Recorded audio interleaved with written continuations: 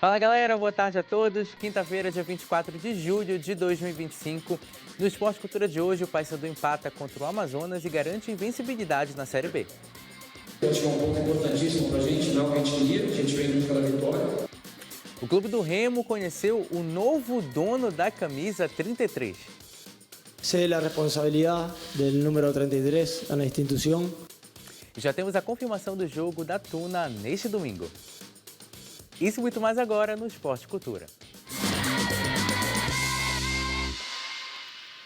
Interaja com a gente, participe do Esporte Cultura conosco no nosso QR Code que está aparecendo aí na sua tela e também por meio do nosso número de WhatsApp. Hoje, Esporte Cultura com a Jordana Crumpanzi. Boa tarde, Jordana. Boa tarde, Matheus, Ivo. Um abraço para todo mundo que está em casa. Eu já estava com saudade.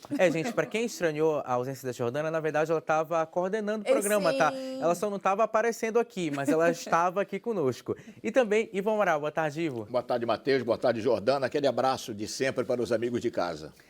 A gente começa o programa de hoje falando sobre o Paysandu. Com um a menos por mais de 65 minutos, o Paysandu empatou com o Amazonas, segue fora da zona de rebaixamento e invicto sob o comando de Claudinei Oliveira. Vamos conferir como foi a partida na reportagem.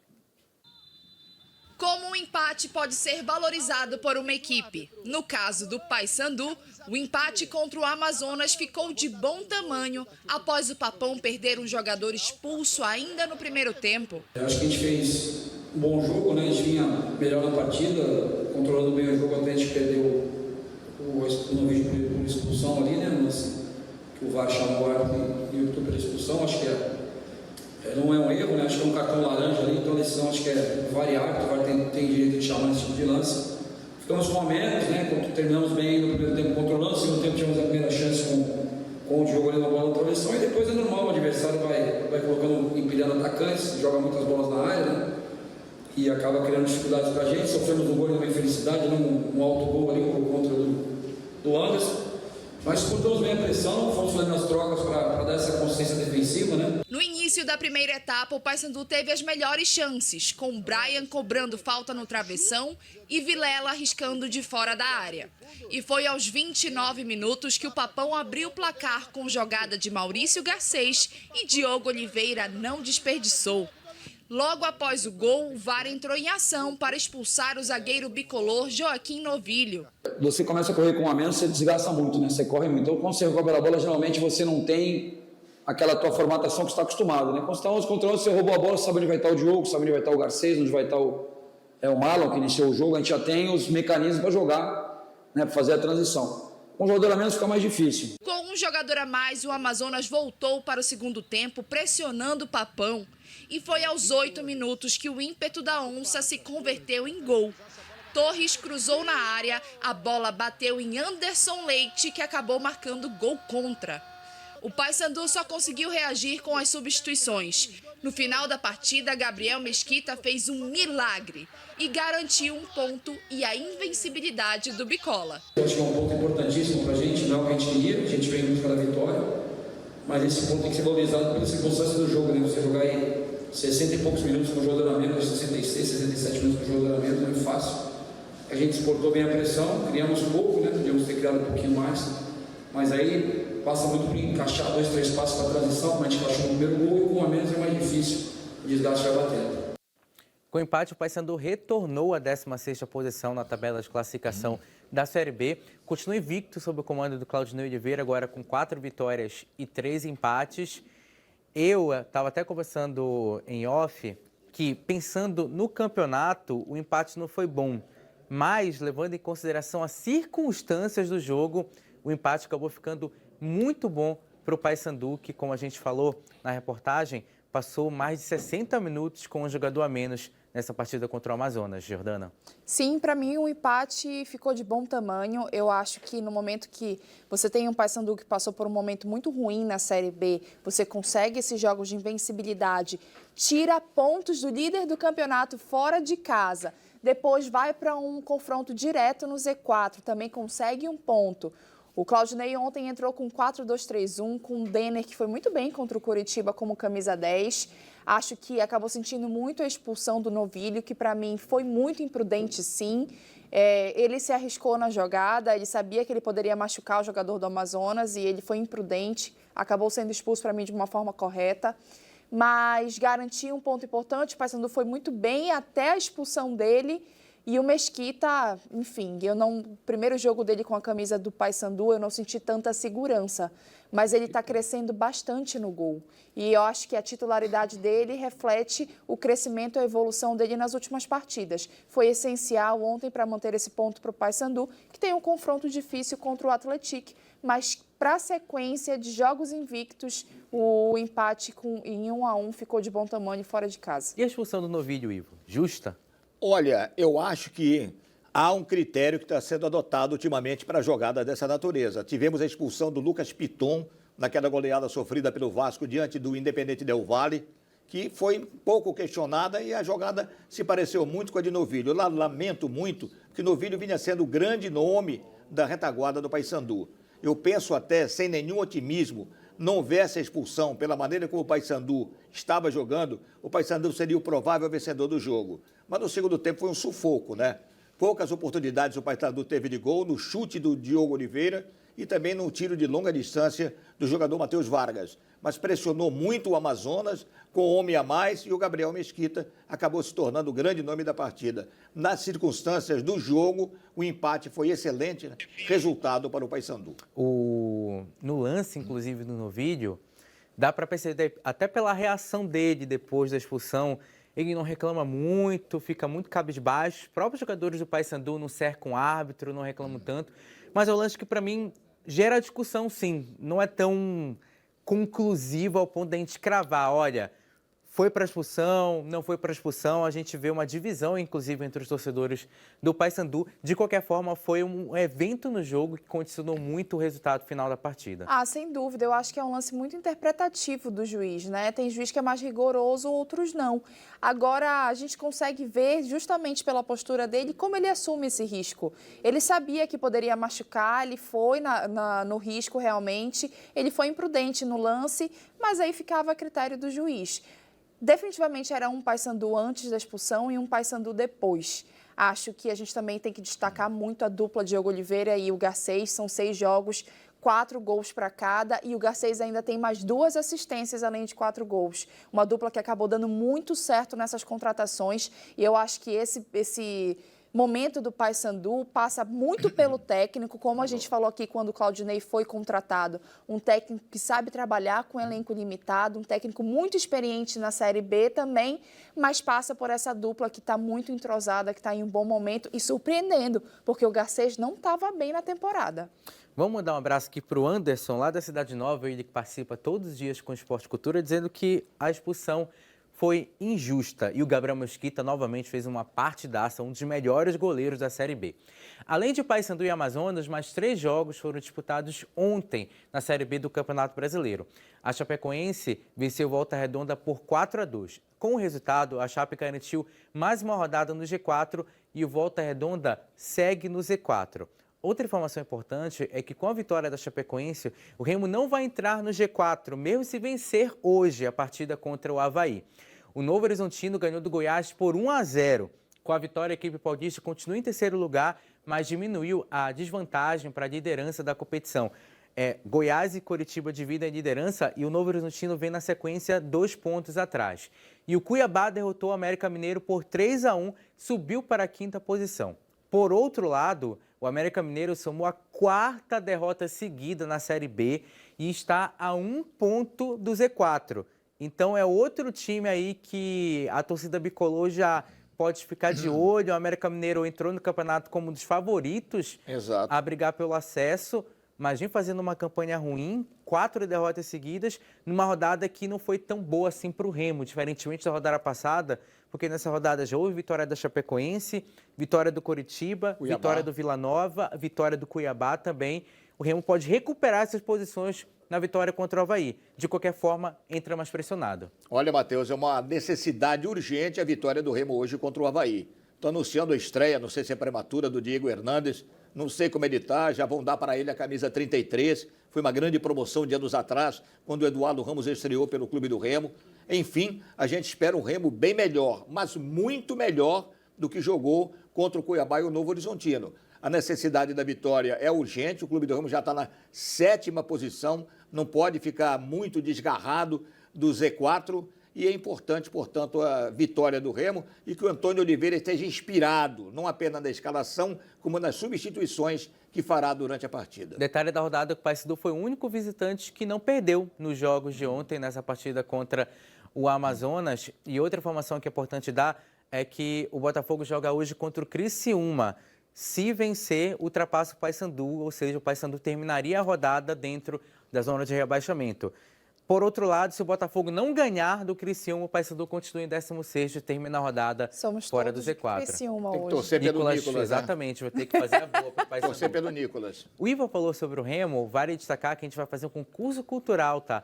Um par de ingressos para o jogo entre Remo e Avaí, que vai ser disputado hoje às 9h35 da noite, lá no Mangueirão. O torcedor azulino que responder primeiro essa resposta, logicamente, responder corretamente a pergunta, vai ganhar esse par de ingressos. A pergunta é a seguinte, tá, torcedor azulino? Te deu uma dica já durante o programa. Quem foi o autor do primeiro gol do Remo na Série B do Campeonato Brasileiro? Vou dar umas dicas. O Remo e Ferroviária, primeira rodada da Série B do Campeonato Brasileiro, tá? Quem acertar a pergunta primeiro vai ganhar o par de ingressos para o jogo entre Remo e Avaí. Final do programa a gente dá essa resposta. Tá bonzinho, já deu o resultado, é só jogar no Google agora, pô. Agora a gente fala da Tuna, que hoje a equipe anunciou a volta do técnico Júlio César Nunes, mas dessa vez como coordenador técnico. Júlio tem passagens marcantes pela Tuna em 2023 e também em 2024. O Júlio César que treinou Manaus nessa temporada, inclusive na entrevista que a gente fez com o Silvio Criciúma no decorrer da semana, Ivo, o Júlio César menciona o jogo, ou melhor, o Silvio Criciúma menciona o jogo entre Águia e Manaus na Copa Verde. O Júlio César era o técnico do Manaus naquela ocasião. Manaus, inclusive, que briga por uma vaga para a próxima fase da Série D, retorna à Tuna agora nessa nova função. Olha, a Tuna está muito bem dirigida pelo Inácio, né? Eu me pergunto se a necessidade desse coordenador técnico, o que é que ele vai fazer, tomara que não entre em conflito com o Inácio, cada um deve ter sua função bem determinada. É uma surpresa para mim, a Tuna investindo mais ainda no futebol e criando praticamente com um profissional já conhecido, outro cargo para fortalecer o seu departamento de futebol. Tomara que essa dobradinha Inácio e Júlio César funcione bem, como o Inácio tem funcionado sozinho até agora no comando da equipe da Tuna. E legal que eu lembro que no início da temporada de 2023, quando a Tuna e o Águia anunciaram os treinadores, a Tuna com o Júlio César e o Águia com o Matal Sodré, eram treinadores desconhecidos por nós. E eles surpreenderam nos respectivos trabalhos. A Tuna conseguiu vaga na Série D, vaga na Copa do Brasil. Calendário cheio. O Águia foi campeão paraense naquela temporada e foram dois profissionais que encontraram um nicho aqui no futebol paraense. Matal Sodré retornou para o Águia, depois treinou Carajás. O Júlio César foi para o futebol amazonense e agora retorna para cá, para o Pará, novamente para a Tuna. Mas eu acho legal que ele retorna como coordenador técnico justamente porque o Inácio, que fazia parte da comissão técnica do Júlio César, se firmou muito, né, como técnico da Tuna, teve uma excelente temporada, está fazendo uma excelente temporada. Eu concordo com o Ivo, espero que isso não seja um problema entre eles dois, acredito que não vai ser, porque já trabalharam juntos. Acho que é também uma questão de hierarquia e de respeito para quem é técnico e para quem é coordenador.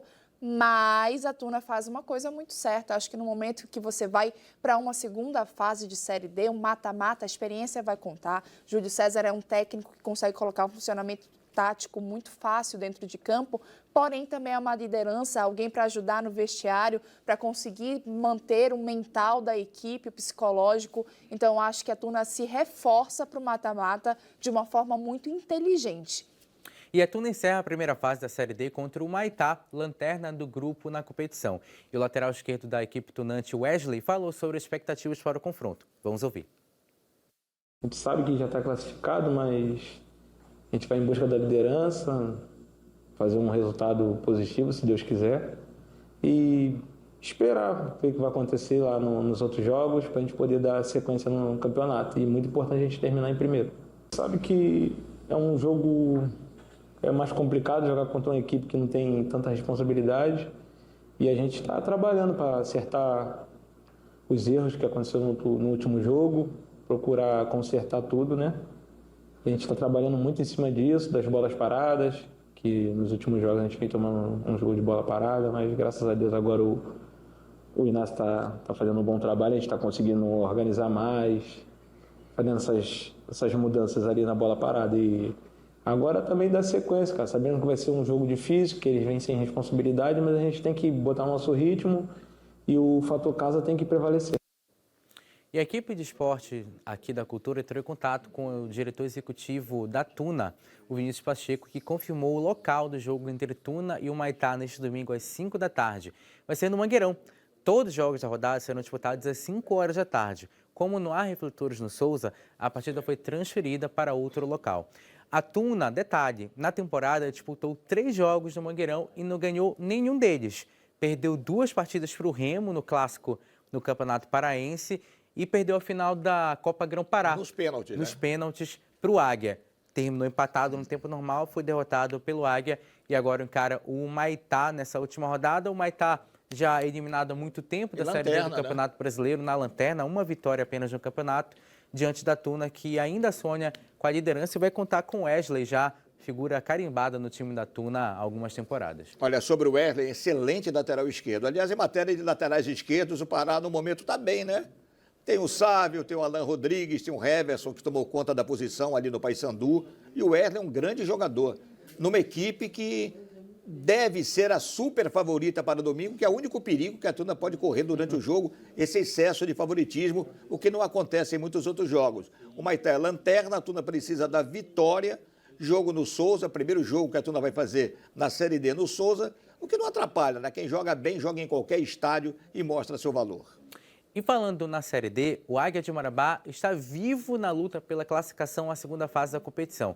O Azulão entra em campo domingo às 5 da tarde, fora de casa contra o Gás, que também não tem mais chances de classificação para a segunda fase.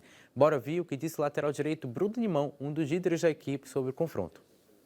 Um clima de confiança, né, PH? Mesmo antes dessa última partida aí, diante do Gás, fora de casa, a equipe já vinha confiante, né? A equipe vinha acreditando que a gente poderia classificar e só dependeria da gente. E não está sendo diferente. Estamos fazendo uma semana muito boa de treinamentos, visando a equipe do Gás. É uma equipe que não tem chances mais de classificação, mas nem por isso vai deixar de ser um jogo difícil, né? Muito pelo contrário. Às vezes a equipe, quando ela não tem mais nada a perder, acaba complicando. Então a equipe está ciente daquilo que tem que ser feito. O Silvio, tenho certeza que vai escolher a melhor estratégia aí para que a gente possa buscar uma vitória lá em Roraima. Falávamos sobre o Wesley, lateral esquerdo da Tuna. O Bruno Limão também uma referência técnica de liderança no time do Águia, principalmente depois da saída do Axel Lopes, que também representava esse tipo de jogador dentro da equipe do Águia, que vai jogar fora de casa contra o Gás.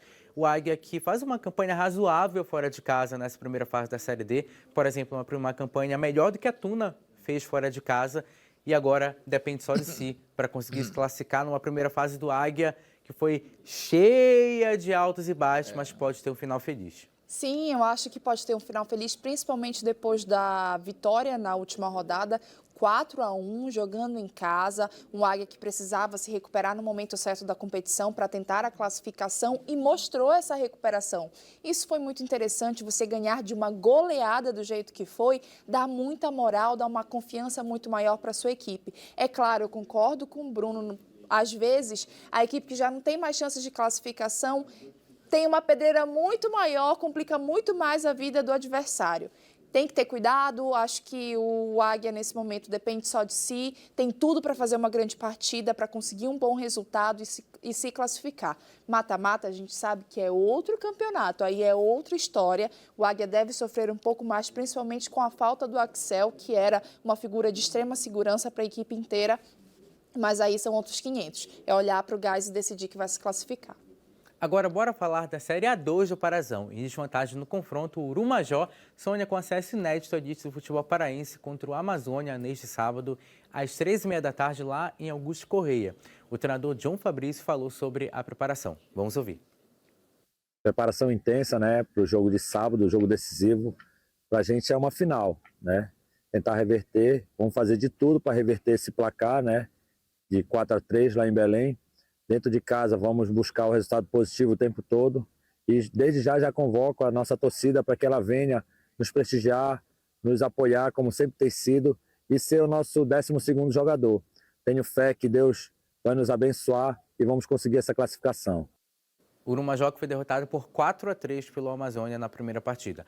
Outro time que está em desvantagem no placar é o Canaã, que encara o São Raimundo também no sábado às 9h30 da manhã no Mangueirão. E o técnico Samuel Cândido comentou sobre o confronto. Confira.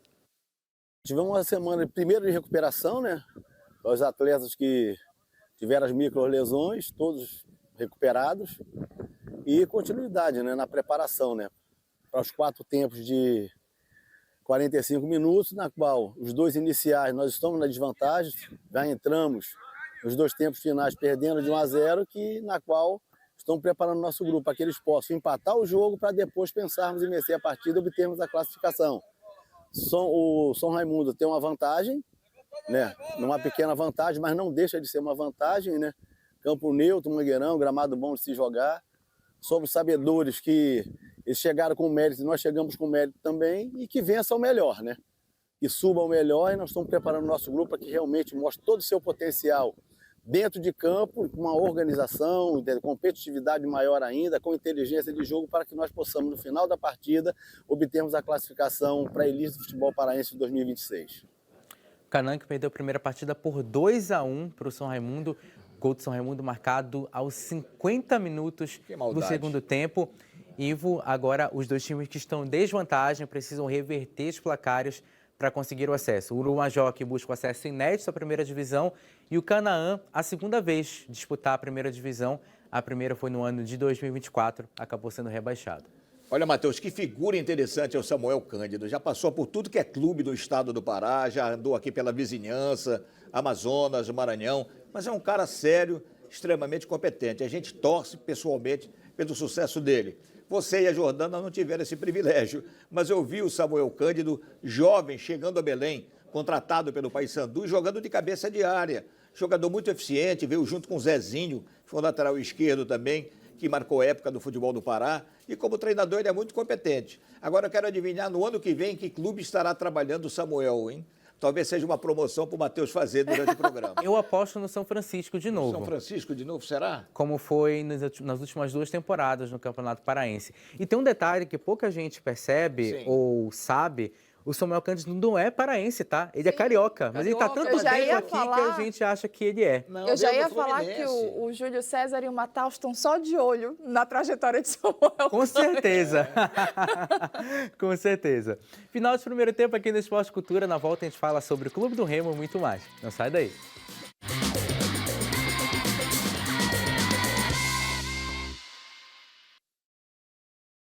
Estamos de volta com o Esporte Cultura agora para falar sobre o Clube do Remo. O Leão apresentou mais um jogador estrangeiro. Ele vai vestir uma camisa que ainda não conseguiu ter um dono.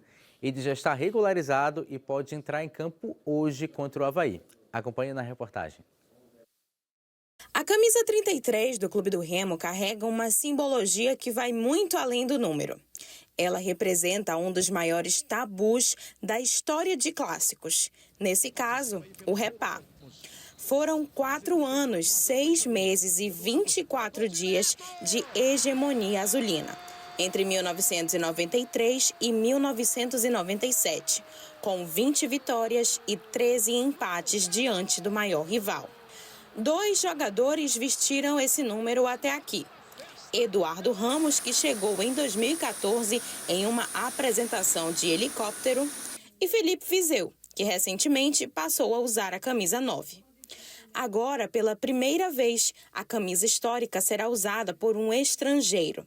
O uruguaio Diego Hernández foi apresentado no Baenão e será o novo dono da 33. Aos 25 anos, o atacante chega emprestado pelo Botafogo e assume o peso de uma numeração que virou símbolo para a torcida azulina. Sé la responsabilidad del número 33 en la institución. La verdad soy un jugador y una persona que me gustan los desafíos. Entonces, bueno, hablé con Marco, hablé con mi padre, informé, sé lo que es la camisa 33 acá en el club. y bueno, lo tomo como un desafío más en mi carrera y en mi vida. Conhecido como uma peça versátil em campo, Diego pode atuar no meio ou pelas pontas e chega como reforço para a sequência da Série B. No currículo, o jogador traz passagens pelo futebol chileno e mexicano, além de ter feito parte do elenco campeão brasileiro e da Libertadores com o Botafogo. Revelado pelo Montevideo Wanderers, Diego é mais uma aposta do Remo para fortalecer o setor ofensivo. Regularizado no BID, ele já pode ser opção para o técnico Antônio Oliveira no duelo desta quinta-feira contra o Avaí, no estádio Mangueirão. La expectativa siempre es grande, más cuando llega un jugador nuevo a un club, también lo sé, es una expectativa grande porque también soy atacante, entonces eso en la torcida yo creo que le gusta mucho. Y bueno, después físicamente me siento bien, va a depender del proceso de la gente del club también. Y bueno, esperemos estar pronto en el campo. 31ª contratação do Remo na temporada, vai vestir a camisa 33, que, como foi dito na reportagem, 2 jogadores a vestiram, desde quando o Remo resolveu comercializar, digamos assim, a camisa 33, e 2 jogadores que passaram pouco tempo com ela. O Eduardo Ramos, que começou com a camisa 33, mas depois mudou para o número 10. Certo. E o Felipe Viseu também começou a temporada como camisa 33 e agora veste a camisa 9 da equipe azulina. O Hernandes, que vai reforçar o Remo na sequência da Série B do Campeonato Brasileiro, no setor que o Remo enxerga a necessidade de se ter reforços, Jordana. Eu acho que o Remo está buscando jogadores que vêm de Série A, né? Acho que chega com uma responsabilidade muito grande, sem dúvida. O Felipe Viseu assumiu a 33, não conseguiu dar uma resposta para a torcida, não vive uma boa fase. Agora o Hernandes vai vestir mais uma opção para o setor ofensivo do Clube do Remo, algo que durante toda a temporada o Remo está tentando se firmar, que é nessa parte ofensiva. Quem deu a resposta muito rápida foi o Pedro Rocha, que cresceu muito na competição. Mas eu acho que é uma ajuda muito bem-vinda, sem dúvida. Sobre o jogo entre Clube do Remo e Avaí hoje, a gente tem um Remo com 66% de aproveitamento como mandante e o Avaí com 37% de aproveitamento como visitante. O Remo há 4 jogos sem derrotas, o Avaí com 3 jogos sem conseguir vencer. Então, o jogo hoje, que se a gente for falar de setor ofensivo, é um setor do Clube do Remo que precisa funcionar muito bem, porque tem plenas condições de conseguir os 3 pontos dentro de casa. O Remo que está enfrentando na Série B uma série de confrontos diretos. Jogou contra o Novo Horizontino, enfrentou também a Chapecoense, jogou contra o Cuiabá, agora encara o Avaí, na rodada que vem enfrenta o Goiás. Então, o Remo vai fazer mais um check na lista dele de confrontos diretos hoje contra o Avaí, como a Jordana falou anteriormente. Passa por um momento ruim na Série B do Campeonato Brasileiro, diante do Remo que busca retomar um caminho que deu uma leve desviada depois dessa sequência de empates, Ivo. Olha, é o jeito de ser repetitivo. O Clube do Remo pode vencer, tem condições para isso, mas tem que melhorar muito, né? O Clube do Remo não tem jogado bem, essa que é a verdade. E o Antônio Oliveira, até agora, não encontrou o caminho certo para fazer o Remo jogar um futebol de melhor qualidade. Eu vi uma escalação do Remo meio confusa hoje. Joga ao mesmo tempo o Matheus Davó, Marrone, a possibilidade do Diego Hernandes entrar com a camisa 33, que o Viseu não conseguiu ocupar com destaque. Enfim, só resta dar tempo ao tempo e acreditar que o Remo, que precisa da vitória, está no 7º lugar. Com os resultados de ontem, o Remo foi para a 7ª colocação e é urgente que retorne para a esperança da sua torcida ao grupo de classificados para a Série A. E a nossa seleção está voando muito alto na Copa América Feminina. Após mais uma goleada na competição, classificada com antecipação e com destaques, a meia Duda Sampaio do Corinthians chamou a atenção dos brasileiros e também da Conmebol e do Real Madrid. A camisa 5 marcou um dos gols da vitória por 4-1 contra o Paraguai e foi eleita jogadora da partida pela Conmebol. Os jornais espanhóis estamparam a manchete: meio-campista que sempre traz um truque de mágica. Mas tem um detalhe: segundo o SofaScore, Duda tem registrado um aproveitamento de quase 90% durante a Copa América. Líder das partidas com mais de 76 ações com a bola por jogo, a seleção brasileira entra em campo amanhã contra a Colômbia. E a Duda Sampaio, que já é um nome que a gente ouve há algumas temporadas na seleção brasileira e, sem dúvida, vai ser um nome muito importante para as competições maiores que a seleção brasileira vai disputar na sequência do ano e também na sequência dos próximos anos, com Olimpíadas e Copa do Mundo. Eu acho que é um nome que a gente vai escutar em todas as fases agora do Arthur Elias, porque ela foi um nome muito importante para ele no Corinthians. Ela é uma excelente meia-campista, para mim uma das minhas jogadoras favoritas. Ela lembra muito o Ganso. O Ganso, da forma que jogava, de uma forma inteligente, de uma forma de ler o jogo, do aproveitamento realmente. Os números dela são inegáveis. O Real Madrid já de olho, fazendo proposta para Duda Sampaio, que ainda está no Corinthians, mas que depois dessa Copa América, com certeza, já não deve mais ficar no Brasil. Uma jogadora realmente excelente, muito bem aproveitada pelo Arthur Elias, que faz essa rodagem entre as jogadoras que atuam no Brasil e fora, mas que consegue ter uma seleção muito consistente e passa por esse meio de campo que funciona muito bem, um meio de campo que constrói, que consegue distribuir essa bola, mas com Duda Sampaio, claro, sempre tem um aproveitamento muito maior. Brasil que enfrenta amanhã a Colômbia às 9 horas da noite, com transmissão aqui na tela da TV Cultura do Pará. Agora a gente fala da Série A do Campeonato Brasileiro, porque ontem tiveram jogos que movimentaram o G4 da tabela. O Palmeiras venceu o Fluminense de virada no Maracanã e assumiu a 3ª posição na tabela. O Cano abriu o placar para o Fluminense, Maurício empatou para o Palmeiras e o Vitor Roque aproveitou o erro de passe do Martinelli e virou a partida 2-1. Igual o Palmeiras, depois eu vou falar mais sobre os outros jogos da rodada. Detalhe que o Fluminense perdeu a 3ª partida no Campeonato Brasileiro depois do Mundial de Clubes. O Flamengo venceu o Bragantino por 2-1. Lucas Barbosa abriu o placar logo na saída de bola do segundo tempo. Foi um gol muito bonito do Bragantino, tá? Na saída de bola, jogada claramente ensaiada, treinada. O Bragantino abriu o placar contra o Flamengo, mas o Flamengo virou. Léo Pereira empatou de cabeça e o Wesley virou a partida aos 40 minutos do segundo tempo. Com o resultado, o Flamengo assumiu a vice-liderança na tabela de classificação e o Bragantino foi para a 4ª posição na tabela. O líder Cruzeiro ficou no empate por 0-0 contra o Corinthians na Neoquímica Arena e se manteve no topo da tabela de classificação da Série A do Campeonato Brasileiro. A gente vai mostrar, inclusive, a tabela do G4 agora da Série A, que, como falei anteriormente, é encabeçada pelo Cruzeiro, líder da competição. O Flamengo na 2ª posição com 33 pontos, Palmeiras também na 3ª posição com 29 e o Bragantino na 4ª colocação com 27 pontos. Agora a gente vai falar rapidamente sobre o Sul-Americano, porque houve mais um eliminado na competição. O Grêmio empatou por 1-1 com a Aliança Lima e, como havia perdido o primeiro jogo por 2-0, ficou pelo meio do caminho. Detalhe para o gol do Aliança Lima foi marcado pelo Barcos, ele mesmo, Hernan Barcos, o Pirata. Mais um brasileiro foi eliminado da Sul-Americana e hoje tem Atlético Mineiro para jogar contra o Bucaramanga. Apito final do Esporte Cultura. Obrigado, Jordana. Obrigado, Ivo, e a todos que nos acompanharam até agora. Você fica com Sem Censura Pará. Tchau.